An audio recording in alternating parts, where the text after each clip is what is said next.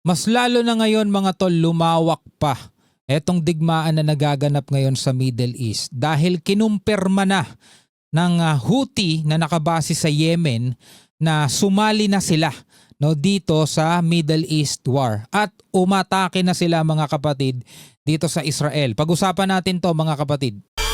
I'm just a young nigga chillin' on it.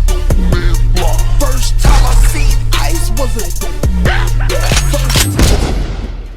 So mainit na balita mga tol, kinumpirma na nga ng Houthis na sumali na sila dito sa gera. Ayon dito sa report, the war in the Middle East is expanding with confirmation Yemen's Houthis have launched a missile attack on Israel. So nagpakawala na sila mga tol ng missile. Sabi rito, the rebel group backed by Iran have held Yemen's capital Sana'a since 2014. The missile launch follows a warning from the group that they were ready to get involved. No? They say the attack is in retaliation for what they described as the continued targeted of infrastructure in Iraq, Iran, and Lebanon. It's the first time a missile have been fired by Yemen since the current conflict began. Nagsimula ang laban, di ba, noong February 28. So 1 month na mga kapatid ang nakakalipas. At ito yung kauna-unahang pagkakataon na nagpakawala na itong Houthis. Panoorin natin mga tol. We affirm that our fingers are on the trigger for direct military intervention. For direct military intervention mga tol. No? Nagdeklara na sila, sumasali na sila. It is necessary for the American and Israeli enemy to respond immediately to international diplomatic efforts to halt the aggression against Iran and the countries of the Axis, as it is an unjust, oppressive and unprovoked aggression that harms stability and security at the global and regional levels and damages the global economy. It's the first time a missile has been fired by Yemen since the current conflict began. John Sparks reports from Jerusalem. There is a lot going on in the region this morning. I'm going to try and get through it, but this crisis, this war is only deepening by the day. That is the fact of it. Israel is attacking multiple targets in Iran this morning, and we've been watching their jets or their missiles flying in tight formation, going over my shoulder, heading to the east, heading towards Iran. The Israeli military says it's attacking industrial sites and nuclear sites in Iran, including a heavy water plant on the Persian Gulf coast, western Iran, called Bashir. That's alarmed the IAEA, the International Organization for Atomic Energy. Their director has called for maximum military restraint. Grabe no, yun na yung pinupunteriya ng Israel ngayon no. This morning, there were Patuloy pa rin mga tol ang pag-atake nila kahit na pansamantalang huminto muna si Trump. Dahil sa sinasabi ni Trump na nagkakaroon daw ng negosasyon o pag-uusap. Nagbigay siya muna ng 48 hours, nagbigay siya ng 5 days, nagbigay siya ng 10 days.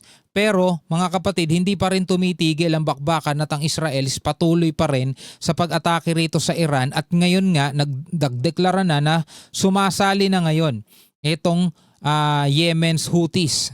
Worried about a release of radiation into the atmosphere.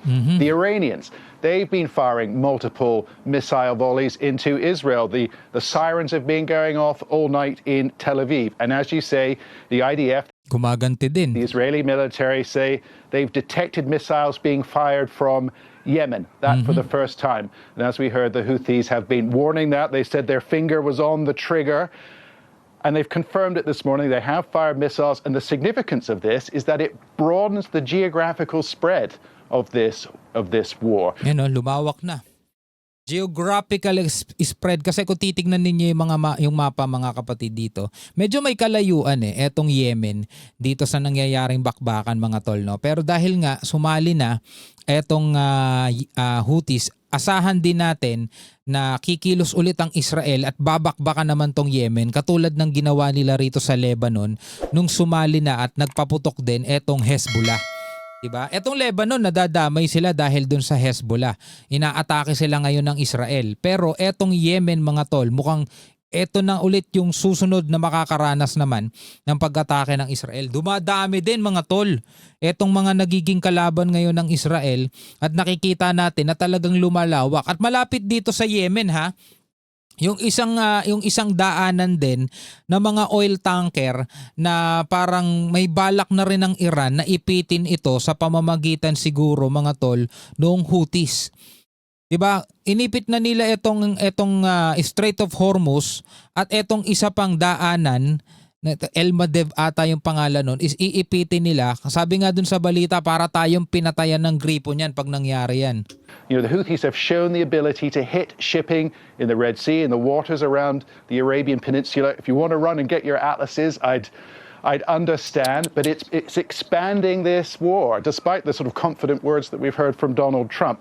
Yan no, sa kabila, 'di ba, ng mga naririnig nating pahayag mula rito kay Donald Trump na nagmamakaawa na daw etong Iran, nagbebeg na daw para sa isang deal. Pero mga tol, yung kanilang mga proxies tulad ng Houthis at Hezbollah is ngayon bagong sali lang etong Houthis, yung Hezbollah binabakbakan na rin sila ng Israel pero eto na yung panibago ngayon. So kung makikita natin talagang unti-unti na silang lumalawak. Couple of other things to tell you about Abu Dhabi economic zones, the Khalifa economic zones. They've got fires there this morning. The international airport in Kuwait, that's been hit again. In Kuwait, Saudi Arabia Saudi Arabia, this morning, the international airport in Kuwait, that's been hit again. In Saudi Arabia, at the Sultan Air Base, U.S. officials confirmed a significant attack there yesterday that injured 12 U.S. servicemen, 2 seriously, with significant damage to 2 American refueling jets, the airplanes that they use to refuel their fighting jets. That, I think the significance of that is that it is the most serious breach of U.S. defenses in the region since the conflict began. And they've been trying to get around that by dispersing their troops, their personnel around the region, including putting personnel in Europe as well. That suggests it's not working, or certainly not working totally. So tinamaan no etong airbase ng Amerika at may mga nasaktan, may mga na-damage at nakumpirma na talagang may mga napinsala. you've got confident words from Trump and Rubio as well, although I think yesterday Rubio's words on the beginning of peace negotiations were far more restrained than Trump's. But what we're seeing is an escalation, an expansion of this war, including here in Israel. And we've been watching it over our shoulder this morning. Ngayon mga tol, ano ang inyong masasabi dito sa laman ng mga balita ngayon? Iba yung sinasabi ni Trump dito sa nakikita ng mga media.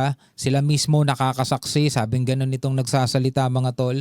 Pinapanood daw nila yung paglipad ng mga eroplano nitong Israel. Patuloy na pagbomba rito sa mga pasilidad dito sa Iran. Tapos isang base daw sa Saudi ng Amerika is tinamaan. May mga napinsalang mga sundalo mga tol. Iba tuloy-tuloy pa rin yung sa Kuwait International Airport ba yun is tinamaan din. Ngayon sumali na ang Houthis at talagang lumalawak na daw mga kapatid etong nagiging ng gerang ito no, lumalawak. Naman sanang umabot pa dito sa ikatlong laban ng pandaigdigan, wag naman sana. Ikaw ano ang iyong masasabi tungkol dito? Comment ka na lang sa ibaba.